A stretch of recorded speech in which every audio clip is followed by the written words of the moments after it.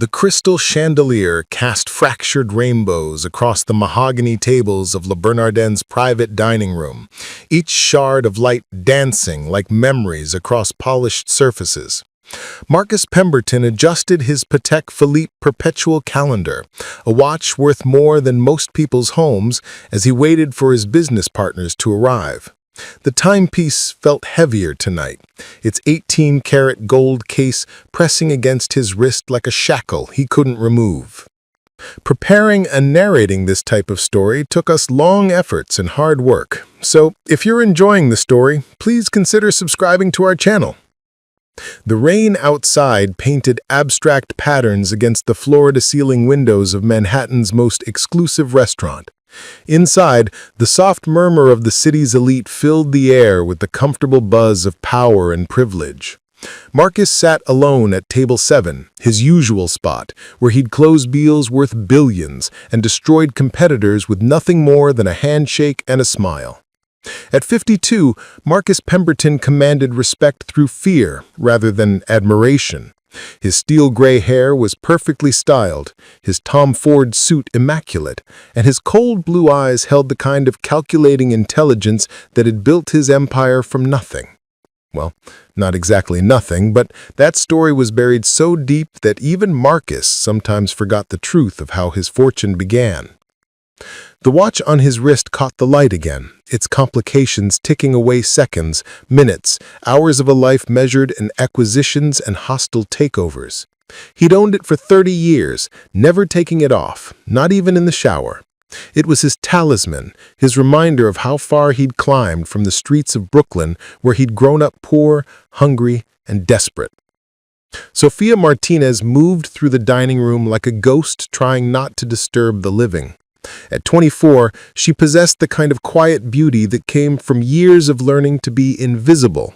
Her dark hair was pulled back in a neat bun, and her server's uniform was pressed to perfection, despite being 3 sizes too large, a hand-me-down from another waitress who'd quit last month. She had been working at Le Bernardin for 8 months, long enough to recognize the faces of power, but not long enough to become cynical about serving them. Each shift was a performance, a careful ballet of anticipation and discretion. The wealthy didn't want to see effort. They wanted their needs met before they knew they had them. Sofia approached Marcus's table with practiced grace, her notepad ready. She'd served him before, always the same order, always the same dismissive nod, and always the same $5 tip on a $300 meal. But tonight felt different. There was something in his posture, a tension that made her want to ask if he was all right. "Good evening, Mr. Pemberton," she said softly, her voice carrying the faint accent of her Puerto Rican heritage. "Will you be dining alone tonight, or are you expecting guests?" Marcus looked up from his phone, irritation flashing across his features. He'd been reading emails about the Hartwell acquisition, another family business he was about to dismember for parts. The old man who'd built the company was fighting the takeover, claiming it would destroy 500 jobs. Marcus had dealt with bleeding hearts before. They always folded when the price was right. "They'll be here," he said curtly, not bothering to make eye contact. "Start me with the usual." Sofia nodded and was about to leave when something caught her eye. The watch on Marcus's wrist gleamed under the chandelier's light. But it wasn't the obvious luxury that stopped her. It was the specific pattern of complications on the dial, the way the moon phase indicator sat at 2 o'clock, the peculiar scratches on the bezel that formed an almost artistic constellation. Her hand moved instinctively to her throat, where a thin gold chain disappeared beneath her uniform collar. Hidden there was a watch, smaller, women's-sized, but with the same rare complications, the same distinctive markings. It had been her father's most treasured possession before he had it modified for her 16th birthday. "Excuse me," she said quietly, her voice barely higher than a whisper. "That watch, may I ask where you got it?" Marcus's head snapped up, his eyes narrowing with the predatory focus of a man who'd built his fortune on reading people's weaknesses. No one had ever asked him about the watch, not in 30 years. Most people saw only its value, not its history. "It was a gift," he said. his voice cold enough to frost the windows. "From my father." Sofia felt her breath catch. She reached for the chain around her neck, pulling the delicate timepiece from beneath her uniform. The watch dangled between them like a question mark made of gold and memory. "Papa gave me this same one," she whispered, holding up her own Patek Philippe. "He said it was one of a pair, that someday I might find the other half." The blood drained from Marcus's face, as if someone had opened a valve. The watch in Sofia's hands wasn't just similar to his, it was identical in every way that mattered. The same rare model, the same year, the same peculiar scratches that he'd always assumed were unique to his timepiece. The dining room seemed to tilt around him. The sounds of conversation faded to a dull roar, and the crystal chandelier above began to spin like a kaleidoscope of broken promises. Marcus gripped the edge of the table, his knuckles white against the dark wood. "What was your father's name?" he asked, though part of him already knew the answer. "Eduardo Martinez," Sofia said, her eyes searching his face for some sign of recognition. "He died when I was 17, cancer. But he always talked about his watch, about how it connected him to someone important." The room went completely silent for Marcus. Even his heartbeat seemed to pause as 30 years of buried guilt crashed over him like a tsunami. Eduardo Martinez, Eddie, they'd called him, his business partner, his best friend, the man who designed the security software that became the foundation of Marcus's empire. The man he'd betrayed. Marcus tried to stand, but his legs betrayed him. The weight of 30 years of lies suddenly became too much to bear. His vision blurred, and he felt himself falling backward, the chair toppling with him as consciousness flagged from the unbearable truth that had just walked into his perfectly ordered world. The last thing he saw before the darkness claimed him was Sofia's face, concerned and beautiful, framed by the light of a chandelier that suddenly looked less like celebration and more like judgment. The watch on his wrist kept ticking, measuring out the seconds of a reckoning 30 years in the making.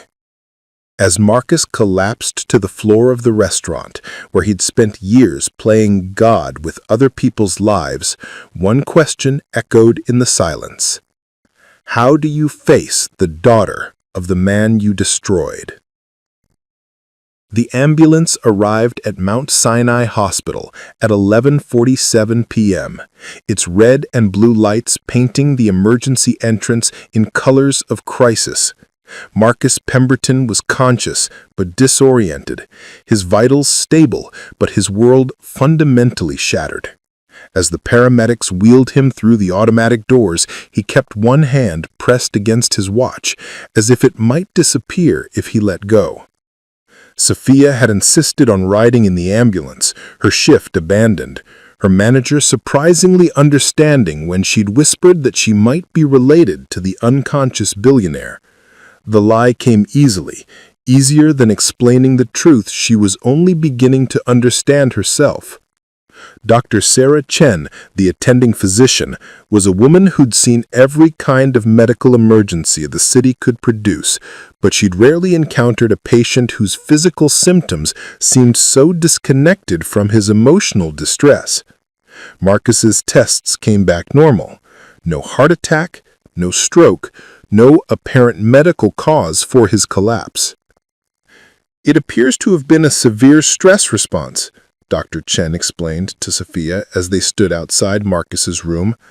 "Sometimes the mind simply shuts down when confronted with trauma. Has he experienced any recent losses, financial setbacks?" Sofia touched the watch hanging around her neck, its weight both familiar and strange. "I think he may have just learned something about his past that he wasn't prepared for." Inside the hospital room, Marcus lay staring at the ceiling tiles. each perforated square a pixel in the larger picture of his unraveling life. The fluorescent lights hummed with electrical indifference, and somewhere down the hall, a machine beeped out the rhythm of someone else's struggle to stay alive.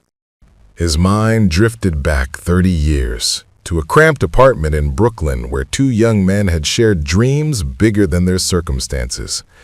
Eduardo Martinez had been everything Marcus wasn't. Generous where Marcus was calculating, trusting where Marcus was suspicious, brilliant in ways that had nothing to do with ambition and everything to do with genuine innovation. They'd met in the computer programming class at Brooklyn Community College, two kids from the neighborhood who'd found something worth believing in. Eduardo was working on security protocols for financial institutions, code so elegant and sophisticated that it could revolutionize how banks protected their customers' data. Marcus had contributed the business plan, the presentations, the charm that opened doors Eduardo's quiet genius couldn't access. Martpem Securities, their company name a combination of their surnames, had been more than a business venture. It had been a brotherhood, a shared vision of success that would lift them both out of poverty and into a future where their children would never know hunger or want. But success, Marcus had learned, was a drug that changed everything about the person who consumed it.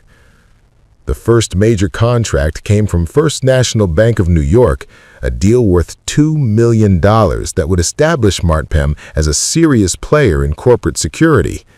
The catch was the timeline. They needed the finished product in 6 months, not the year Eduardo insisted was necessary for proper testing. "We can't rush this, Marcus," Eduardo had said, his dark eyes serious as he worked late into another night. "If there are bugs in the code, if someone finds a way to exploit our security protocols, people could lose their life savings, their homes, everything." Marcus had paced their small office, watching Eduardo's fingers dance across the keyboard with the precision of a concert pianist. Outside, Brooklyn hummed with the dreams of 8 million people, most of whom would never get a chance like this. "Eddie, we take this contract and we're made men," Marcus had argued. "We can hire the best programmers, open offices in Manhattan, compete with the big firms. But if we don't deliver, there won't be a next contract." The argument had lasted weeks, their friendship straining under the weight of different visions for their future. Eduardo wanted to build something lasting, something ethical. Marcus wanted to build an empire, and he was beginning to realize that empires weren't built by saints. The solution, when it came to Marcus, had been breathtakingly simple in its cruelty. Eduardo kept backup copies of all his code on magnetic tapes stored in a fireproof safe in their office. But he also kept working copies on his personal computer at home, updates and revisions that represented months of additional refinement. Marcus had a key to Eduardo's apartment. They'd exchanged keys as a symbol of trust, brothers in arms against a world that had never given them anything easily. It had been simple to slip in while Eduardo was at his nephew's birthday party, simple to copy the files onto his own portable drive, simple to plant a virus that would corrupt Eduardo's personal copies while leaving the original, less refined code intact. When Eduardo discovered that his latest revisions had been destroyed, he'd been devastated but not suspicious. Computer crashes were common in those days, data loss a constant threat. He'd worked 16-hour days trying to recreate months of lost progress, but there simply wasn't time. Marcus had volunteered to handle the client presentation alone, claiming he wanted to spare Eduardo the stress of public speaking. In a boardroom overlooking Central Park, he demonstrated the security software to First National's executives, using Eduardo's stolen refinements to create a presentation so impressive that they doubled the contract value on the spot. The success had been intoxicating. Within 6 months, Martpem Securities was the hottest name in financial software. Marcus hired a team of programmers, opened a Manhattan office, and began courting clients that had been unimaginable just a year earlier. But success had required sacrifices, and Eduardo Martinez had become one of them. The betrayal had been gradual, systematic, and absolutely devastating. Marcus began excluding Eduardo from client meetings, claiming his partner was too technical for business discussions. He restructured the company's ownership, diluting Eduardo's shares through a series of complex maneuvers that left him with increasingly less control over his own creation. When Eduardo finally realized what was happening, it was too late. Marcus owned 65% of Marpem securities, controlled the board of directors, and had legal contracts that made Eduardo's original contributions seem like minor consulting work rather than foundational innovation. "You can't do this," Eduardo had said, standing in Marcus's new corner office with tears of rage and betrayal streaming down his face. "This was our dream, our company. That's my code they're using." Marcus had been wearing his new Patek Philippe that day, a celebration gift he'd bought for himself after landing the IBM contract. He remembered checking the time as Eduardo pleaded, as if his oldest friend's anguish was just another appointment to get through. "Business is business, Eddie," Marcus had said, the words tasting like ash even as he spoke them. "You're brilliant, but you're not a businessman. I built this company. I found the clients. I took the risks.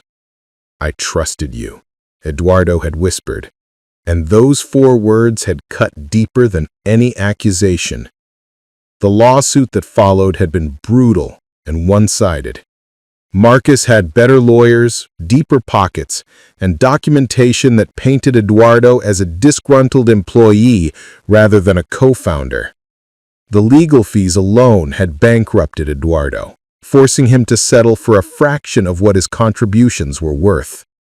Marcus had given Eduardo a severance package that included the second Patek Philippe watch, identical to Marcus's own, a cruel reminder of what they'd once shared.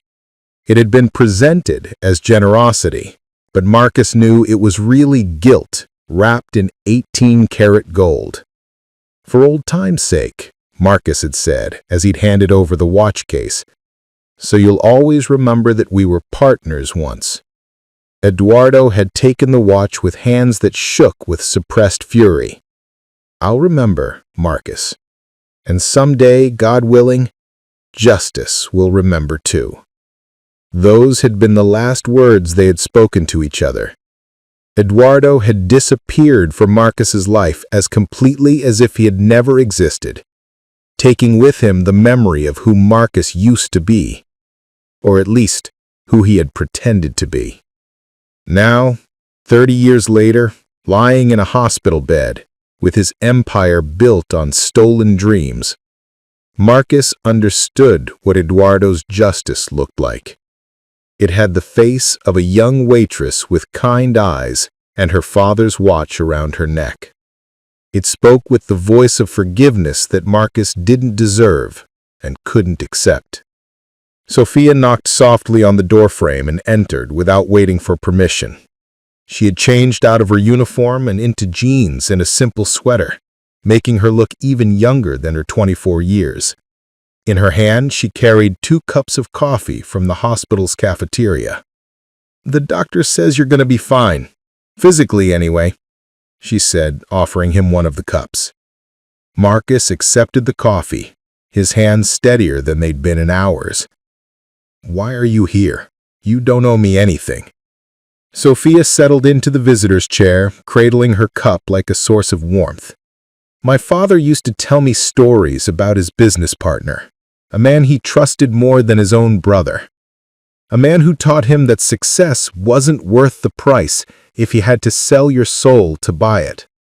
"What else did he tell you?" Marcus asked, though he dreaded the answer. That betrayal was the most expensive lesson anyone could learn, but that forgiveness was the only way to stop paying for it.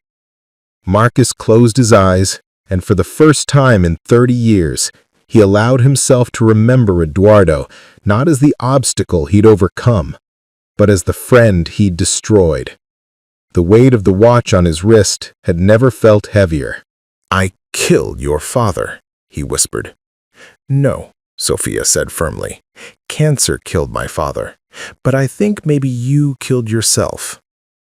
Outside the hospital window, New York City continued its restless dance of ambition and desperation.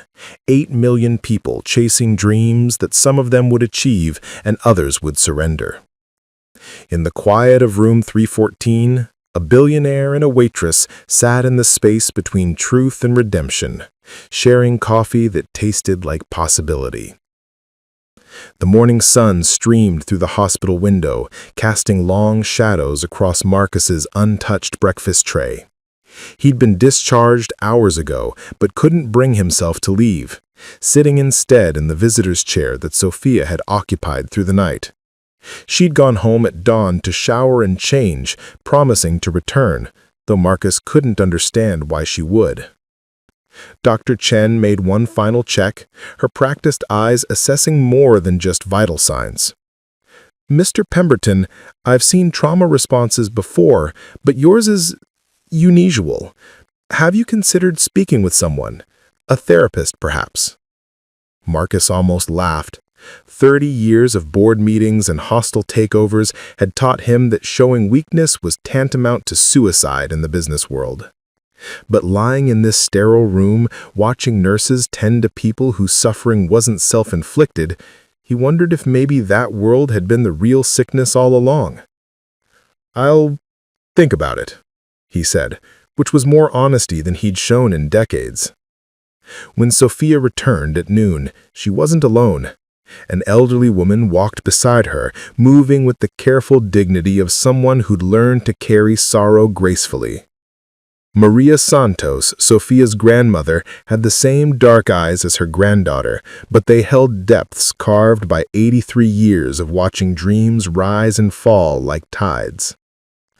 "Abuela wanted to meet you," Sofia explained as they entered. "I told her about Papa's watch." Maria studied Marcus with the intensity of a jeweler examining a stone for flaws. She spoke in Spanish to Sofia, her voice carrying the authority of someone who'd seen enough lies to recognize truth when it finally showed its face. "She says you look like a man carrying a heavy burden, and that heavy burdens make people sick if they carry them too long." Marcus stood, instinctively offering the older woman his chair.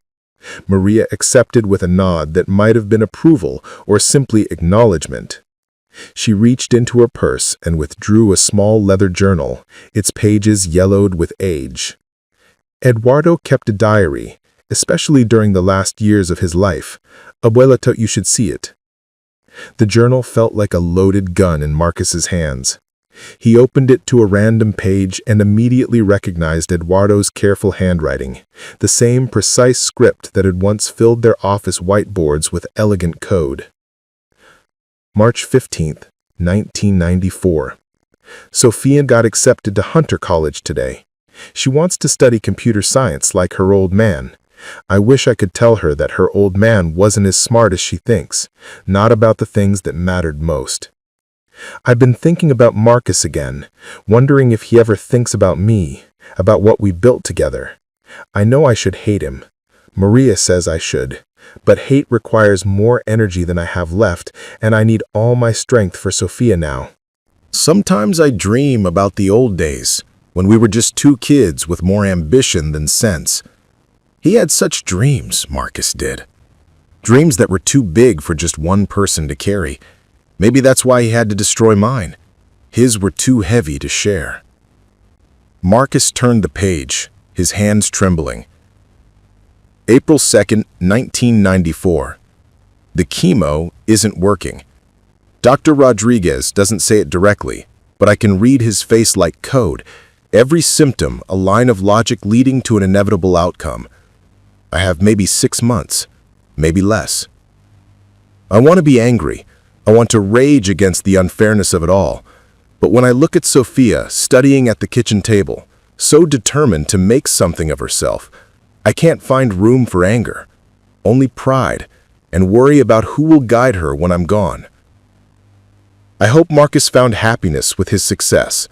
I hope it was worth what he paid for it. The words blurred as Marcus read them, each entry a knife thrust of generosity he didn't deserve.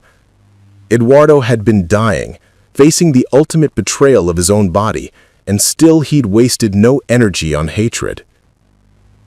"He never spoke badly of you," Sofia said quietly.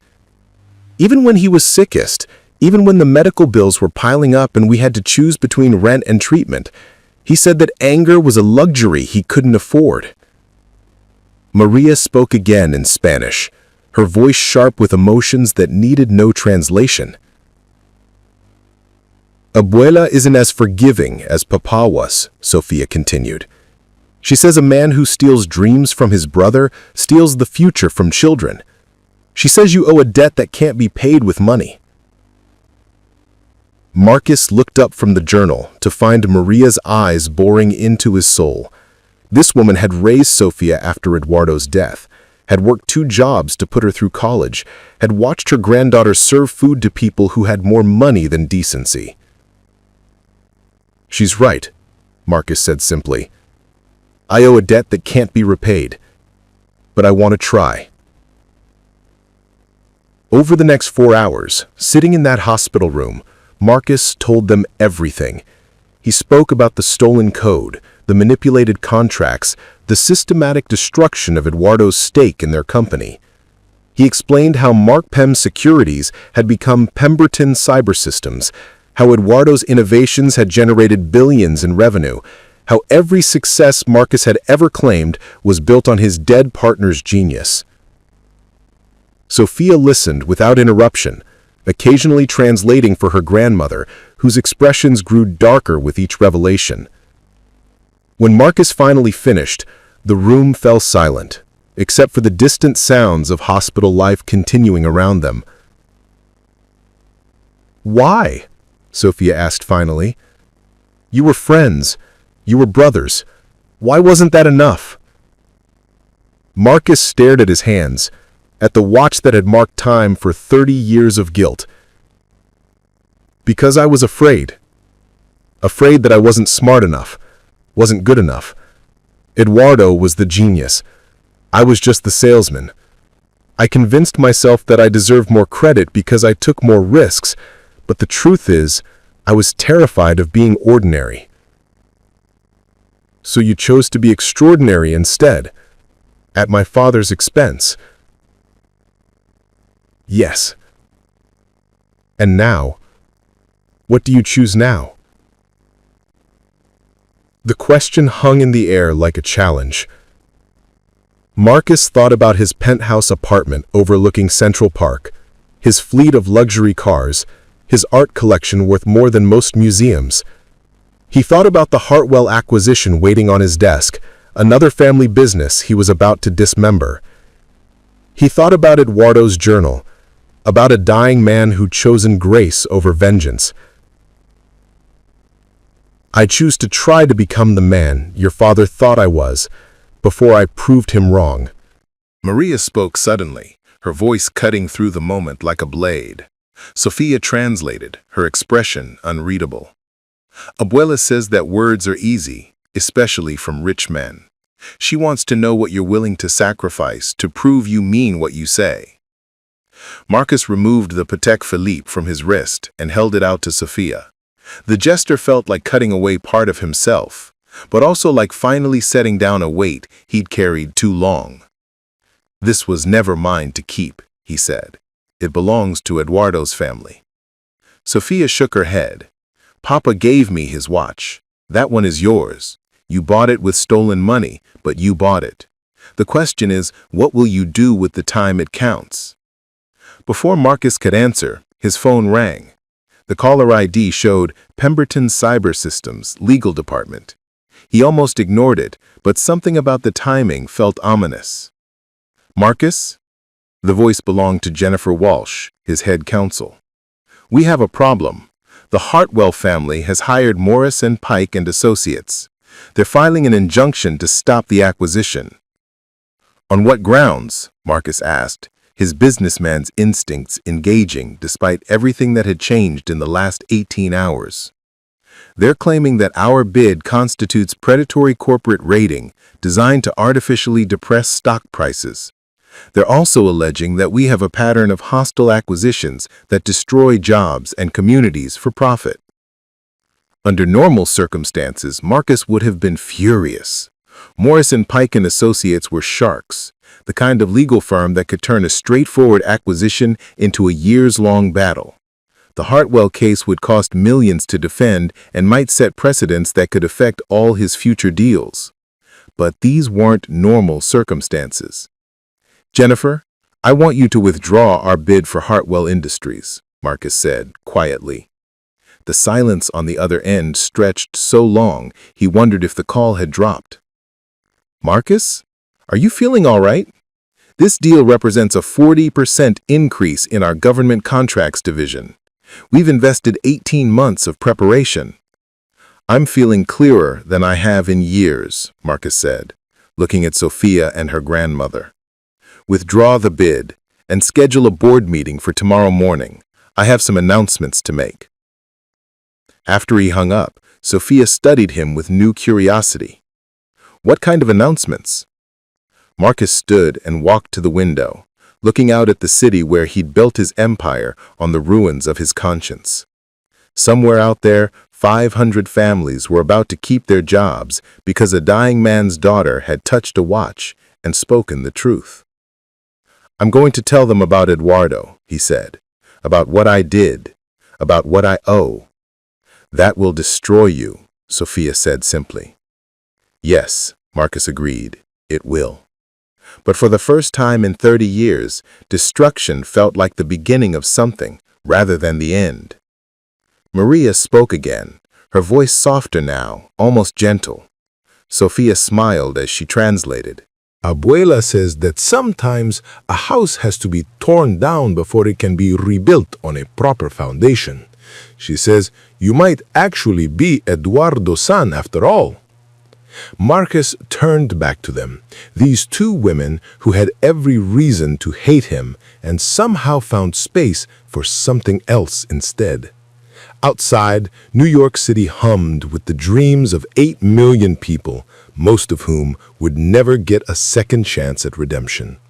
But some would. And maybe, if he was very lucky and very careful, Marcus Pemberton might become one of them. The boardroom at Pemberton Cyber Systems occupied the entire 42nd floor of the Chrysler Building, its Art Deco windows offering a panoramic view of Manhattan's steel and glass canyon. The mahogany table could seat 24 executives comfortably, but this morning only 16 chairs were filled. 16 people who collectively controlled billions in assets and thousands of jobs. Marcus sat at the head of the table, his usual position of power, but everything about his demeanor suggested a man preparing for execution rather than conducting business.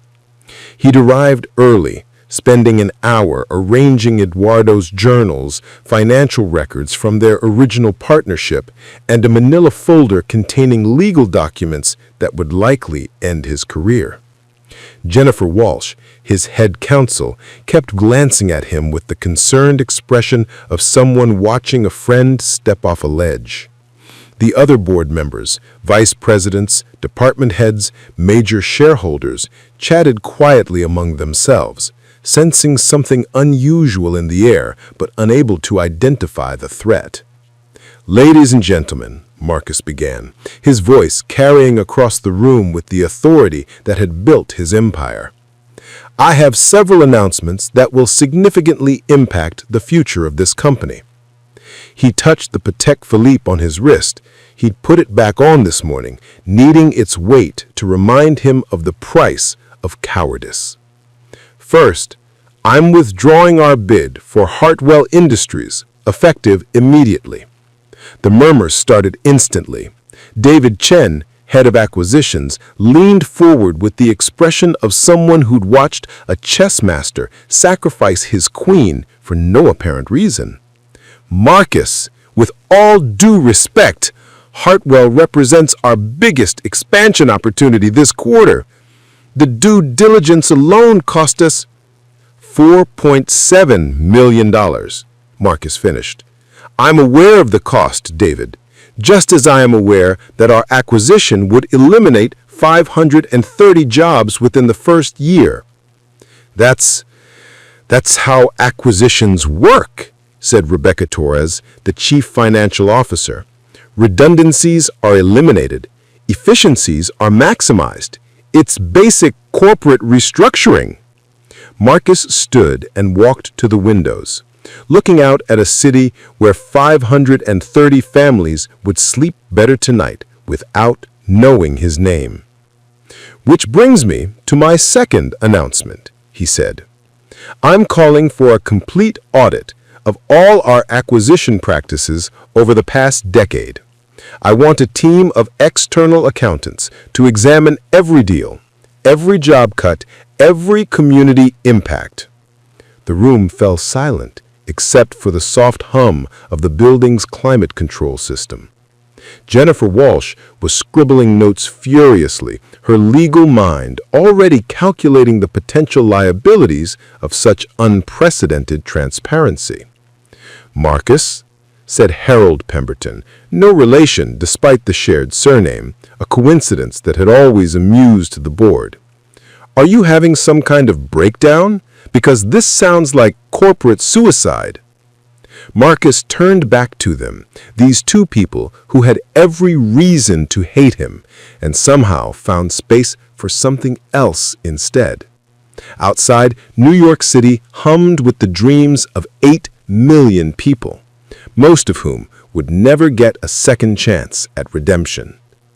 But some would, and maybe, if he was very lucky and very careful, Marcus Pemberton might become one of them. That's certainly one way to interpret it, Marcus said, but I prefer to think of it as corporate resurrection. He returned to his seat and opened Eduardo's journal to a page he'd bookmarked that morning.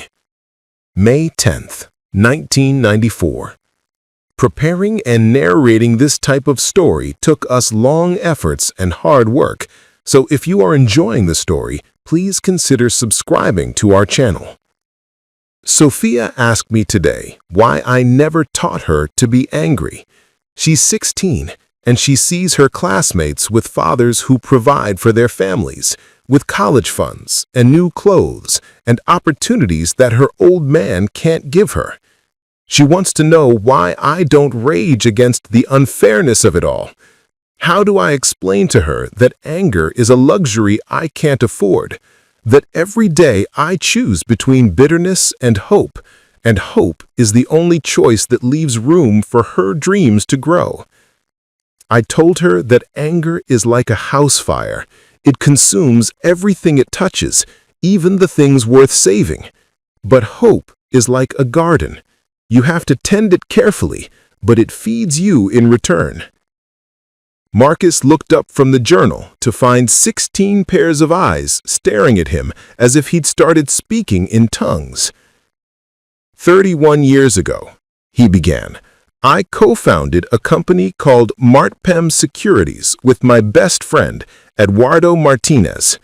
The foundation of this entire corporation, every algorithm we use, every security protocol we've licensed, every innovation that made us billions was built on his work. He opened the manila folder and began distributing photocopies of the original partnership agreements, the documents that proved Eduardo's contribution to what became Pemberton Cyber Systems. I systematically destroyed my partnership with Eduardo, stole his code, diluted his ownership, and forced him out of the company through legal manipulations that left him bankrupt and broken. Rebecca Torres was staring at her copy of the partnership agreement as if it might spontaneously combust.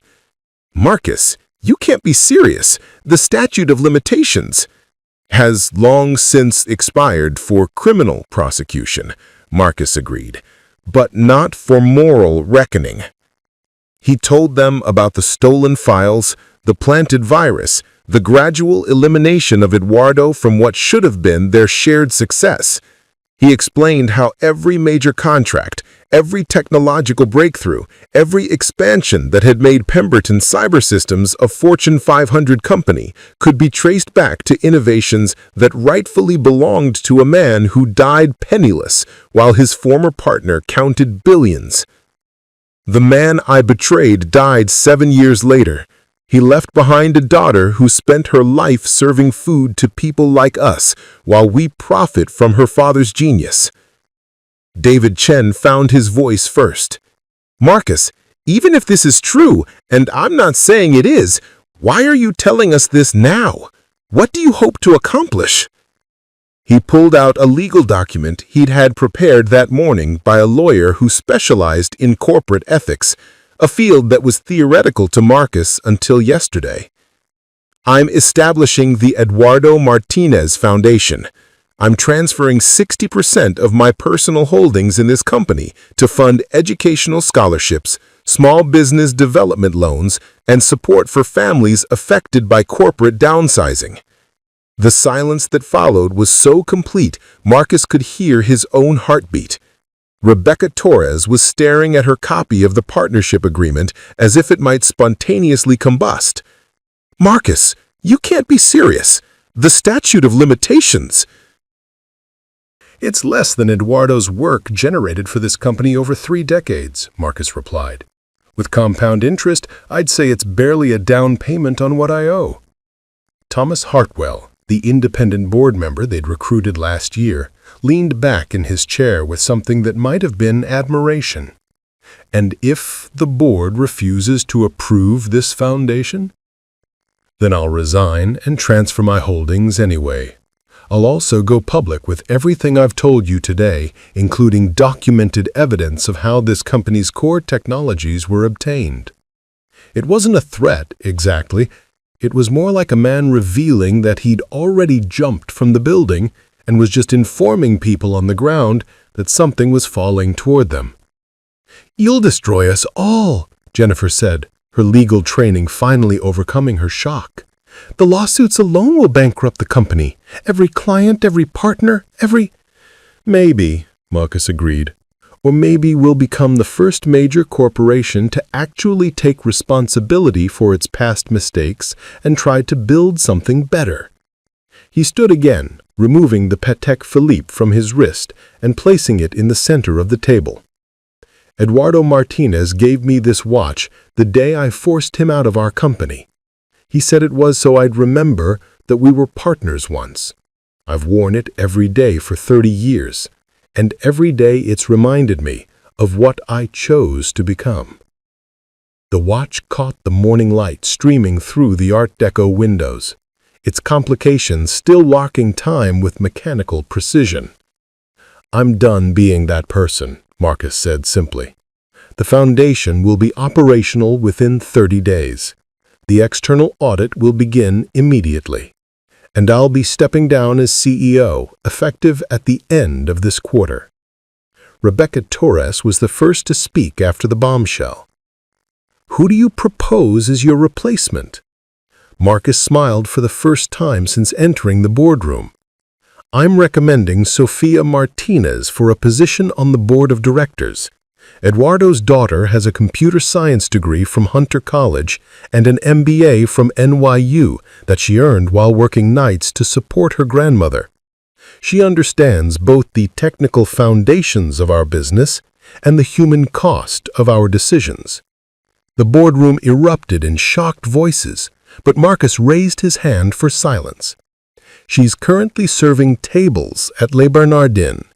That's because that's the only job that would pay enough to cover her grandmother's medical expenses while allowing her to care for the woman who raised her. Meanwhile, we're sitting in a room that costs more to maintain for 1 month than Sofia earns in a year."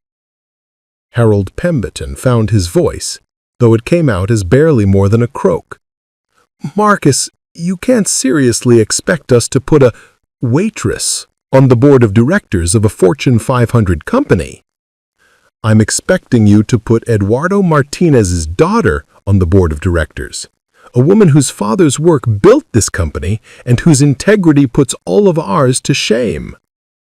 Jennifer Walsh was frantically typing on her laptop, no doubt researching the legal implications of everything Marcus had just revealed.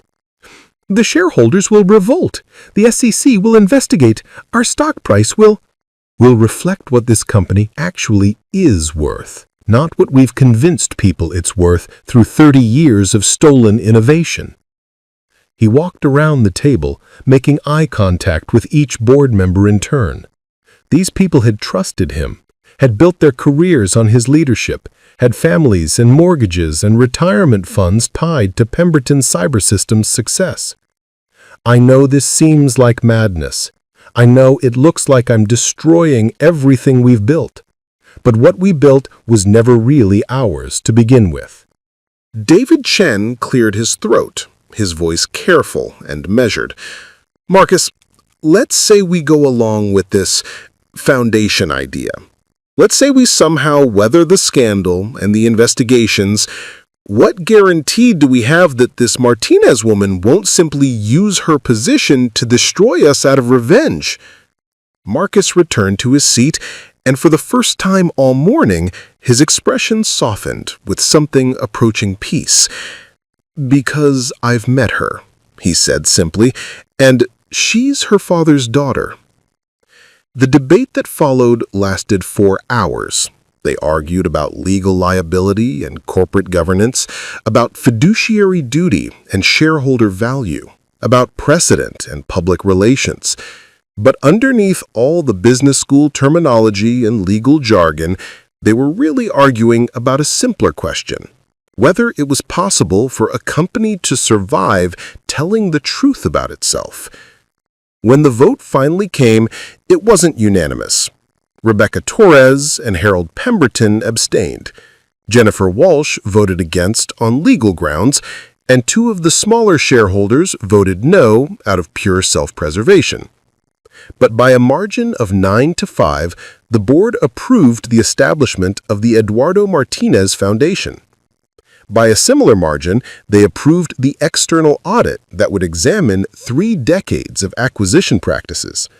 And by a margin of 8-6, with Jennifer Walsh switching her vote at the last moment, they approved Sofia Martinez's appointment to the board of directors. "God help us all," Jennifer muttered as she closed her laptop. "This is either the most ethical thing this company has ever done or the most expensive suicide in corporate history." Marcus gathered his papers, Eduardo's journals, and the watch that had marked time through 30 years of guilt. As he prepared to leave the boardroom, where he'd wielded absolute power for the last time, Thomas Hartwell spoke up. "Marcus, can I ask you something? What made you do this?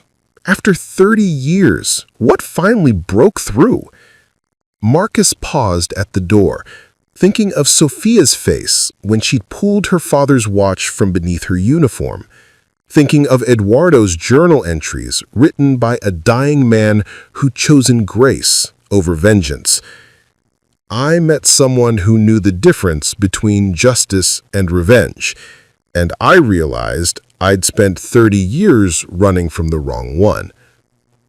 As Marcus left the boardroom, the remaining board members sat in stunned silence, staring at the Patek Philippe he'd left on the table. Outside the Art Deco windows, New York City continued its relentless dance of ambition and consequence. 8 million people chasing dreams that some would achieve through integrity and others would purchase with pieces of their souls. In a small apartment in Queens, Sofia Martinez was getting ready for her evening shift at Le Bernardin, unaware that her life was about to change forever. She clasped her father's watch around her neck, as she did every day, and whispered a quiet prayer for strength and wisdom. She had no way of knowing that across the city, a room full of executives was about to discover that some debts could only be paid with the currency of truth, and that redemption, when it finally came, arrived not as punishment, but as invitation. The foundation documents were filed that afternoon. The external audit began the following Monday, and Sofia Martinez, who had served her last meal as a waitress, was about to embark on a journey that would transform not just her own life, but the very definition of what corporate responsibility could mean in a world that had forgotten the difference between earning success and stealing it.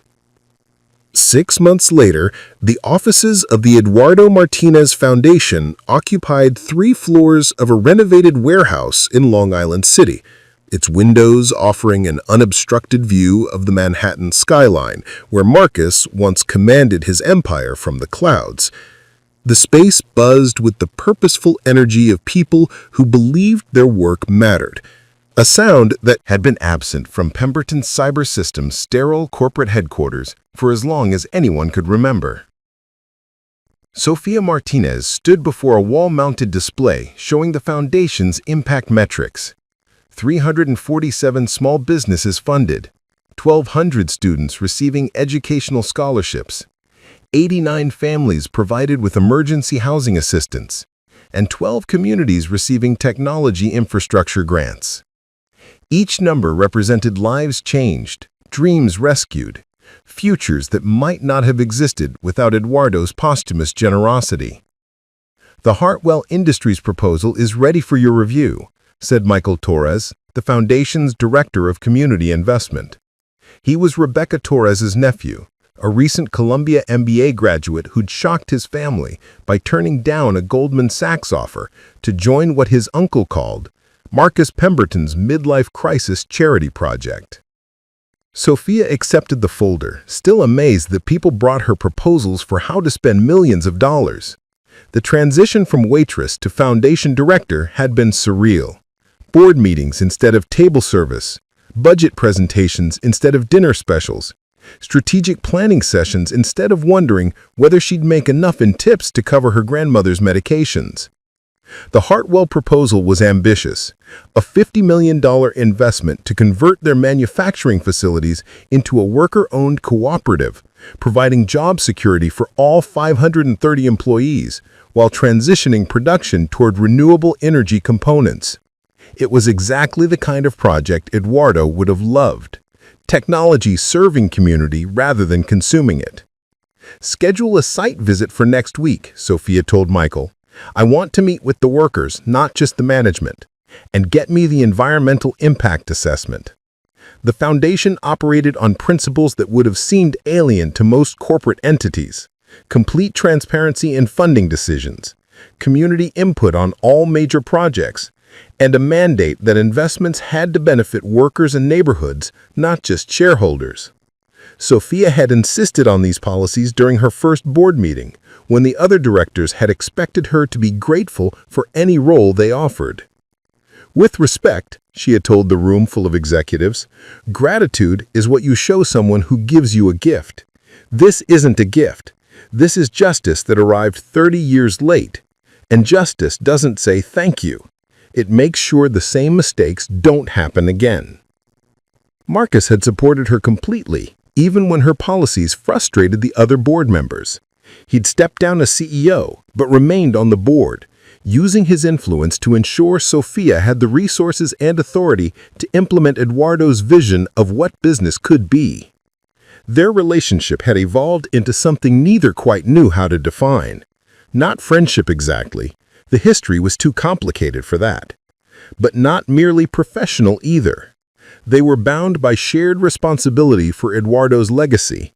Two people trying to honor a man they'd both loved in different ways and different times. Marcus still lived in his penthouse apartment, though he'd donated most of its contents to charity. He still wore expensive suits, though he'd stopped buying new ones. He still moved through the business world with the confidence of someone accustomed to power, though the power itself had fundamentally changed character.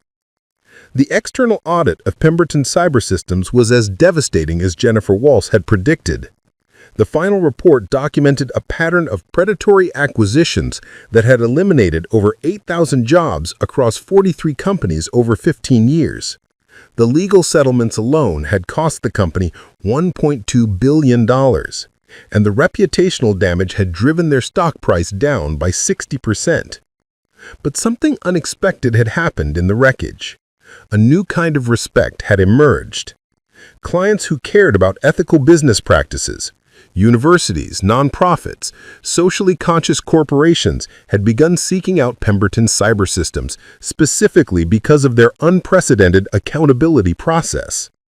The company was smaller now, less profitable in traditional terms, but it employed more people and paid them better wages than ever before. Sofia's phone buzzed with a text from Marcus. Board meeting moved to 3 p.m. Chen family situation requires immediate attention. The Chen family situation was exactly the kind of crisis that tested the Foundation's principles. David Chen, the former head of acquisitions who had initially opposed Sofia's appointment, had been diagnosed with early-onset Alzheimer's at age 54. His wife Linda was struggling to maintain their household while caring for David and their teenage twins, both of whom had been accepted to prestigious colleges they could no longer afford. Traditional corporate assistants would have provided a severance package and wished them well. The Eduardo Martinez Foundation was pioneering a different approach, long-term family support that recognized the full human cost of illness and disability.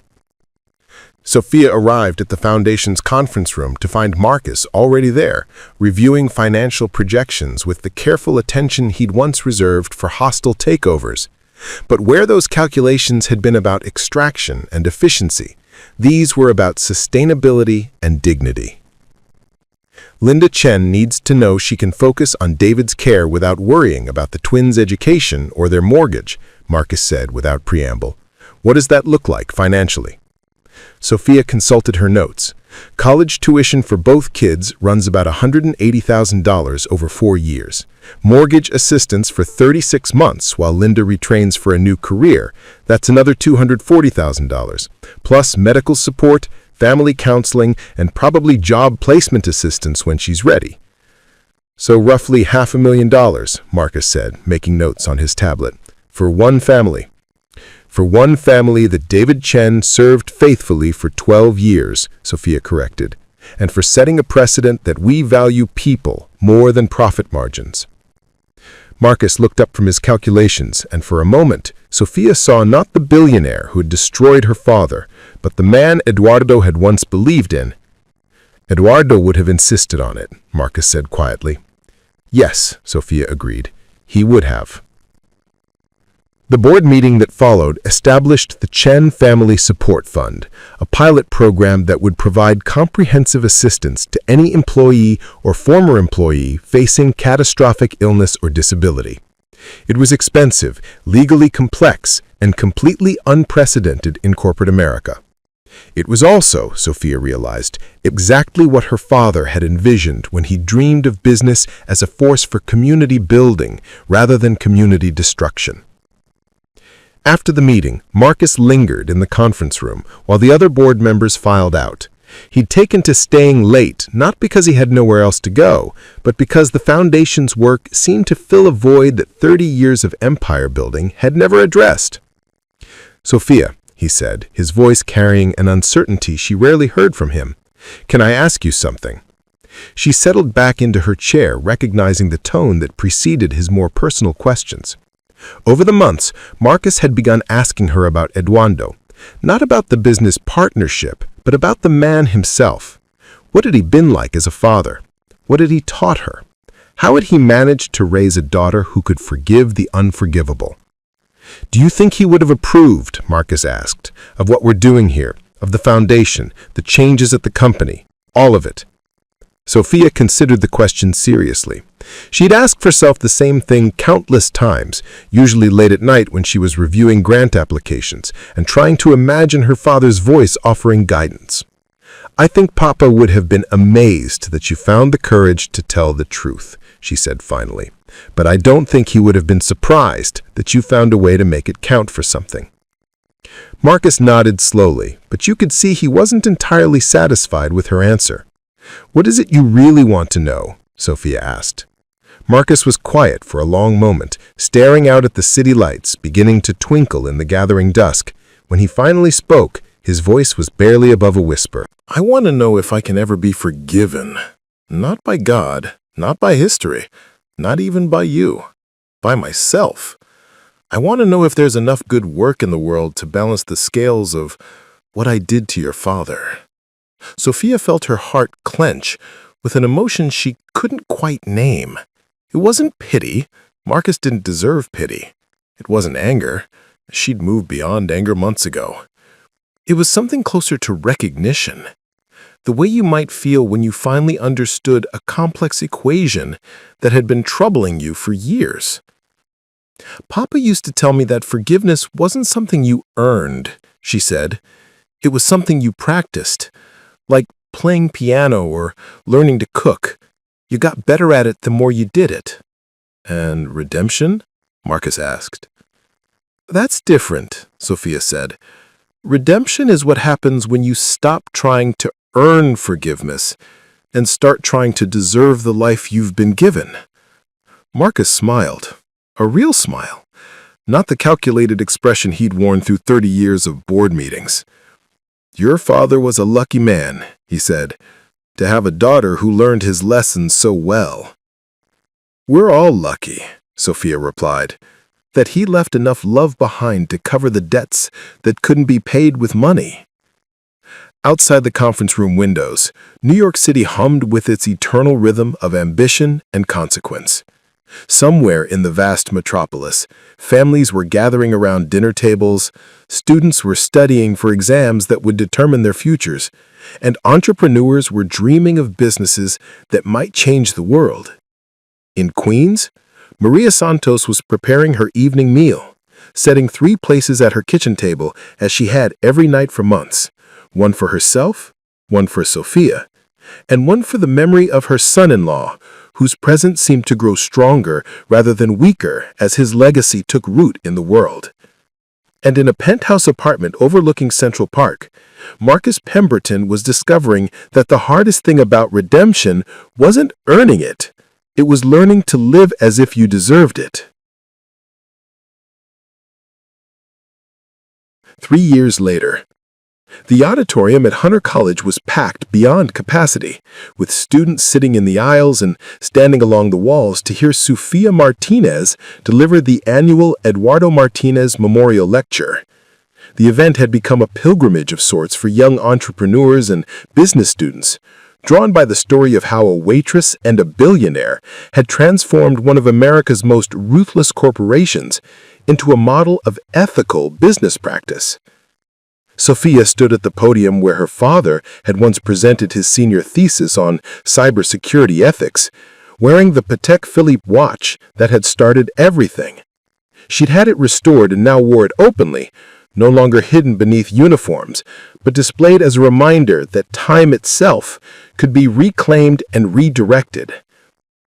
"My father believed that technology should serve humanity, not the other way around," Sofia began, her voice carrying clearly across the crowded space. "He believed that he died thinking his life's work had been stolen, that his dreams had been used to build someone else's empire.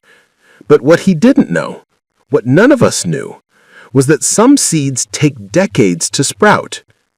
In the front row, Marcus Pemberton sat beside Maria Santos, both of them listening with the intensity of people who'd watched the impossible become inevitable. Marcus looked older than his 55 years, the stress of transformation having carved deeper lines around his eyes. But there was a peace in his expression that had been absent for the first half-century of his life. The Eduardo Martinez Foundation had grown far beyond anyone's initial expectations.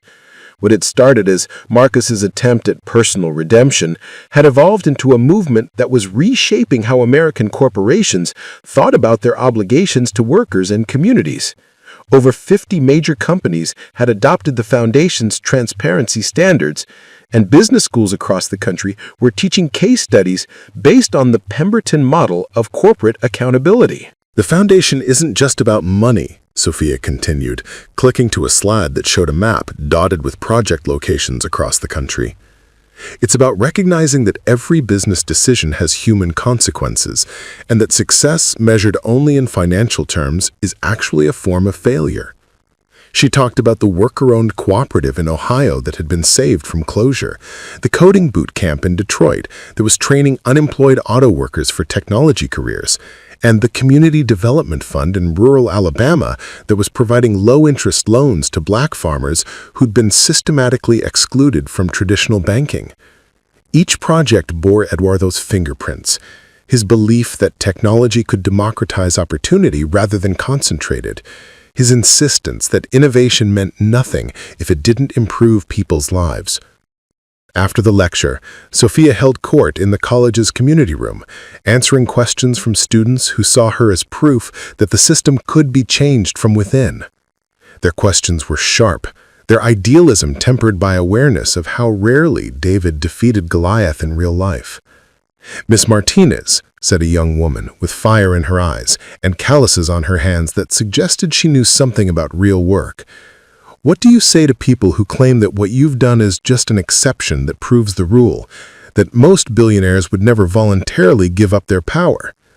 Sofia smiled, recognizing her younger self in the student's barely contained anger at injustice. "I'd say they're absolutely right. Most billionaires won't voluntarily give up their power. That's why we can't wait for them to volunteer." She talked about the foundation's new initiative to fund community-controlled alternatives to corporate monopolies, credit unions instead of big banks, worker cooperatives instead of exploitative employers, community broadband networks instead of telecom giants that treated internet access as a luxury rather than a public utility. "My father spent his life trying to make capitalism more ethical, but we're discovering that sometimes the most ethical choice is to build something entirely different." As the evening wound down, Sofia found herself walking across campus with Marcus, the two of them following paths that Eduardo had once traveled as a young student full of dreams about changing the world through code. "Do you ever wonder what he would think of all this?" Marcus asked, gesturing at the college buildings around them. "The foundation, the company changes, the movement that's grown up around his story?" Sofia considered the question as they paused beside a bench overlooking the East River. The Manhattan skyline glittered across the water, each light representing dreams and struggles and the endless human drive to build something better than what came before. "I think he'd be amazed that you kept the promise you made to him," she said finally. Marcus looked confused. "I never made him any promises, not at the end." "Yes, you did," Sofia said, touching the watch at her wrist. "When you gave him this watch, you promised him that he'd be remembered, that his work would matter, that his friendship had meant something to you. That was guilt, not a promise." "Sometimes they're the same thing," Sofia said softly. "And sometimes guilt becomes the foundation for grace." They sat in comfortable silence, watching the city lights reflect on the water. Over the past 3 years, their relationship had evolved beyond the categories of forgiveness and redemption into something rarer, genuine partnership in service of something larger than either of them. Marcus had been true to his word about stepping back from day-to-day operations at Pemberton Cybersystems, but he'd remained actively involved in the Foundation's work. Business acumen, stripped of its predatory edge, had proven invaluable in structuring deals that benefited communities rather than extracting wealth from them. "I have something to tell you," Marcus said eventually. "The board approved my proposal this morning." Sofia raised an eyebrow. Marcus had been working on something secretive for months, consulting with lawyers and accountants while refusing to discuss the details even with her. "I'm transferring my remaining shares in Pemberton Cybersystems to a community trust," Marcus continued. "The workers will own 40%, the foundation will control 30%, and the remaining 30% will be distributed among the communities where we operate." Sofia stared at him in shock. "Marcus, that's everything. You'll have nothing left." "I'll have enough," Marcus said simply. "More than enough. And for the first time in my life, I'll have earned what I have." The magnitude of the gesture was breathtaking. Marcus wasn't just giving away money, he was dismantling the very concept of individual ownership that had driven his success. He was betting everything on Eduardo's vision of business as a collaborative endeavor rather than a competitive conquest. "Why?" Sofia asked. Marcus smiled, and in that expression she could see echoes of the young man who'd once shared dreams with her father in a cramped Brooklyn apartment. "Because Eduardo was right about everything that mattered," he said, "and because some debts can only be paid forward." 5 years later. The wedding took place in the community garden that had been built on the site of Pemberton Cybersystem's former headquarters. The skyscraper had been sold to developers who'd converted it into affordable housing, while the company's operations had moved to a series of smaller, community-integrated offices throughout the city. Sofia Martinez stood beneath an archway of climbing roses, her father's watch gleaming at her wrist as she exchanged vows with Dr. James Chen, a community health specialist she'd met while reviewing foundation grants. The ceremony was conducted in both English and Spanish, honoring both her heritage and her future. Marcus Pemberton sat in the third row, wearing a simple suit from a department store and a digital watch that cost less than $30. Beside him, Maria Santos dabbed at her eyes with a handkerchief, overwhelmed by the joy of seeing her granddaughter begin a new chapter of her life. The reception took place in the community center, where 200 guests shared a meal prepared by local restaurants that the foundation had helped establish. There were no assigned tables or formal protocols, just people who'd been brought together by the ripple effects of Eduardo's posthumous generosity. During the toasts, Marcus stood to speak, his voice carrying across the garden where vegetables grew in soil that had once supported corporate ambition. "Eduardo Martinez taught me that success isn't about what you accumulate, it's about what you contribute." He believed that every person deserved the chance to build something meaningful and that business existed to serve communities, not consume them. He paused, looking directly at Sofia, whose radiant smile reminded him so powerfully of Eduardo that for a moment time seemed to collapse on itself. Eduardo never lived to see his dreams realized, but his daughter has proven that dreams don't die. They just wait for the right person to water them with tears and tend them with love. The applause that followed was warm and sustained, but Marcus wasn't finished. "Sofia asked me once whether I thought I could ever be forgiven for what I did to her father. I've learned that forgiveness isn't something you receive, it's something you practice. Redemption isn't something you earn, it's something you build, one choice at a time, for the rest of your life." 10 years later, the Eduardo Martinez Institute for Ethical Technology occupied a sprawling campus in Brooklyn, just a few miles from where Eduardo had grown up, dreaming of a better world. The institute combined research, education, and community development, training a new generation of technologists who understood that innovation without humanity was just expensive destruction. Sofia Martinez, now the institute's director, stood in the main lecture hall, watching her students present their capstone projects. These weren't traditional business plans focused on maximum profit extraction. They were comprehensive proposals for technology that would strengthen communities, protect workers' rights, and ensure that the benefits of innovation were shared rather than hoarded. At 42, Sofia had become one of the most influential voices in the movement to reimagine capitalism. She'd written 2 books, advised 3 presidential campaigns, and testified before Congress about the need for fundamental reforms to corporate governance. But her proudest achievement was simpler. She'd raised 2 children who'd never known hunger, never doubted their worth, and never questioned their right to dream big dreams. Marcus Pemberton, now 67, worked as a senior advisor at the Institute, teaching courses on corporate responsibility and mentoring students who were building the kind of business Eduardo had envisioned. He lived in a modest apartment near the campus, rode the subway to work, and had discovered that anonymity was a luxury he'd never known he wanted. His office walls were decorated not with awards or achievement certificates, but with photos of foundation projects and letters from people whose lives had been changed by Eduardo's posthumous generosity. In the center of it all hung a framed copy of Eduardo's original partnership agreement, the document that had started everything. On this particular afternoon, Marcus was meeting with a delegation from Copenhagen, where city officials were studying the Brooklyn model of community-controlled economic development. The Institute had become a pilgrimage site for politicians, activists, and business leaders from around the world who were trying to prove that another way was possible. The key insight, Marcus explained to his visitors, is that efficiency isn't the highest value in human affairs.